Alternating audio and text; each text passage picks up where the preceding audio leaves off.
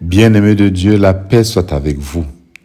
En ce 28e dimanche du temps ordinaire année C, la liturgie nous donne de découvrir ce que c'est qu'un vrai croyant.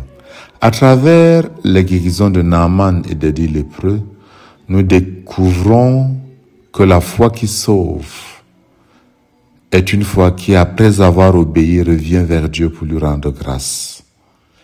Mais c'est également une foi qui s'accroche davantage sur la fidélité de Dieu. Méditons 3 mouvements essentiels. L'obéissance de la foi qui purifie, l'action de grâce qui sauve et la fidélité de Dieu qui nous soutient. Naaman, le général syrien, s'attendait à un geste spectaculaire quand il est présenté au prophète Élisée. Il reçoit une ordonnance tellement simple, va te plonger 7 fois dans le Jourdain. Son obéissance, finalement, après une certaine tractation, est le canal de sa purification. De même, les 10 lépreux de l'Évangile sont guéris en cours de route, alors qu'ils obéissent à l'ordre apparemment prématuré de Jésus. Allez vous montrer au prêtre. Le premier pas de la foi est souvent une obéissance confiante. C'est un acte qui nous engage avant que nous ne voyions le résultat. Cette obéissance est fondée sur la confiance. Dieu est digne de confiance, alors nous pouvons nous confier à lui, nous pouvons nous mettre en marche. Et cette obéissance nous purifie de notre présomption, de notre volonté de contrôler la grâce et nous ouvre à l'action de Dieu. Elle est le chemin qui mène à la vraie guérison. Les sacrements sont souvent évoqués en lien avec les demandes des textes de ce jour. Être plongé 7 fois, ou bien se référer au prêtre comme pour la confession qui entérine le pardon que Dieu accorde. Mais parfois nous cherchons des gestes spectaculaires en lieu et place des sacrements, gestes de salut de Dieu. Le deuxième point que nous abordons, c'est celui de la purification du salut. Alors, le salut est accordé après un certain saut de l'action de grâce. Mais faisons d'abord une certaine référence au psaume 97, qui est un cri de victoire et d'action de grâce. Chantez au Seigneur un chant nouveau, car il a fait des merveilles. Le Seigneur a fait connaître sa victoire. La terre tout entière a vu la victoire de notre Dieu. Ce psaume, c'est la voix du lépreux samaritain qui revient à Jésus. C'est également la voix de Naaman, le Syrien guéri. C'est le chant de celui qui a expérimenté la victoire de Dieu sur son mal et qui ne peut pas se taire. Et qui chante donc un chant nouveau. Les 10 lépreux sont tous purifiés, notons-le. Mais l'un d'eux, voyant qu'il est guéri, fait un retour décisif. Il ne court pas vers le prêtre pour obtenir son certificat de guérison qui le réintroduira dans la société. Il revient vers l'auteur du don, Jésus. Et il glorifie Dieu à pleine voix et se prosterne. Ce Samaritain vient de rencontrer le Messie. Il le reconnaît comme Messie. Implicitement, il vient également le reconnaître comme la révélation de la gloire de Dieu. Et donc ce n'est plus vers le temple de Jérusalem qu'il faut se tourner, mais vers Jésus lui-même. Nous savons que faire demi-tour dans la Bible, c'est ça le sens du mot se convertir. Et ce lépreux fait demi-tour. Sa conversion est typique. C'est une conversion qui le tourne vers le Christ en action de grâce. Son retour en action de grâce le met en relation personnelle, en communion avec le Sauveur.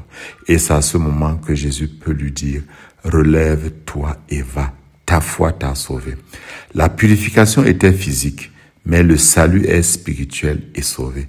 Les 10 ont été purifiés, mais un seul, parce qu'il est revenu en action de grâce, a été sauvé.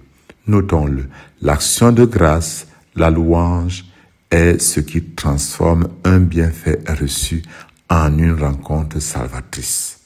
La gratitude est la respiration de la foi vivante. Naaman a fait exactement comme les lépreux. Il dit, il n'y a pas d'autre Dieu que celui d'Israël. Il emporte même de la terre pour continuer à louer Dieu. La louange est la réponse qui achève l'œuvre de Dieu en nous. Le troisième point que nous abordons, c'est la fidélité de Dieu qui est notre roc dans l'épreuve. Il y a des moments où la guérison ne vient pas et le chemin devient incompréhensible. C'est ici que la deuxième lecture vient compléter et solidifier notre cheminement de foi. Saint Paul, enchaîné comme un malfaiteur, endure la souffrance pour la bonne nouvelle. Il ne témoigne pas d'une guérison miraculeuse, mais de la présence fidèle du Christ ressuscité au cœur même de l'épreuve. Il nous transmet une parole digne de foi, un chant de foi peut-être même plus bouleversant que le psaume. Si nous sommes morts avec lui nous vivrons. Si nous supportons l'épreuve, avec lui nous régnerons. Voilà le fondement de notre action de grâce, même dans la nuit la plus noire. Nous pouvons rendre grâce non seulement pour les guérisons, mais aussi dans les épreuves parce que nous croyons à la fidélité indéfectible de Dieu. Il y a des moments où le vrai combat consiste à persévérer dans la certitude que le projet d'amour de Dieu pour moi n'a pas changé. Paul proclame: si nous manquons de foi, lui reste fidèle à sa parole, car il ne peut se rejeter lui-même. Ça peut nous paraître surprenant, mais ne l'oublions jamais. Fidélité, c'est le nom même de Dieu. Si nous nous manquons de foi, lui, il demeure toujours fidèle, nous n'en doutons pas. Mais si nous le rejetons, lui aussi nous rejettera. Qu'est-ce que ça signifie? Dieu ne force jamais notre liberté. Si nous le refusons sciemment, il ne nous contraint pas. Lui-même a mis une limite à sa toute-puissance, le libre arbitre. Notons qu'il y a une différence entre le rejeter et manquer de foi. Rejeter Dieu, c'est refuser sciemment son projet d'amour. Et lui nous aime assez pour respecter notre refus. Manquer de foi, par contre, ce n'est pas refuser le projet de Dieu, c'est l'accepter, mais avoir du mal à garder le cap. C'est ça la faiblesse humaine. Notre foi peut vaciller. Notre louange peut s'affaiblir. Mais Dieu, lui, ne se reprend jamais. Sa fidélité est notre roc. C'est sur ce roc que nous pouvons bâtir une louange authentique, quelles que soient les circonstances. Frères et sœurs, le Seigneur nous invite aujourd'hui à grandir dans notre relation avec lui. Aujourd'hui, nous vivons des élections. Nous ne savons pas où le Cameroun va, mais nous voulons maintenir notre foi fondée sur le roc et la fidélité de Dieu. Son projet d'amour doit être porté par notre persévérance. Obéissons donc à sa parole. Engageons-nous sur le chemin qu'il nous montre.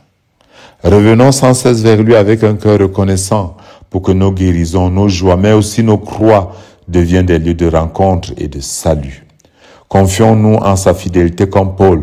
Même quand nous ne voyons pas la victoire, chantons déjà le psaume de la confiance, car nous savons que si nous supportons l'épreuve avec lui, nous régnerons. Que cette Eucharistie qui signifie action de grâce forme en nos cœurs le chant nouveau de ceux qui, sauvés par la foi, font de leur vie une louange au Dieu fidèle. Et que Dieu Tout-Puissant vous bénisse, le Père, le Fils et le Saint-Esprit.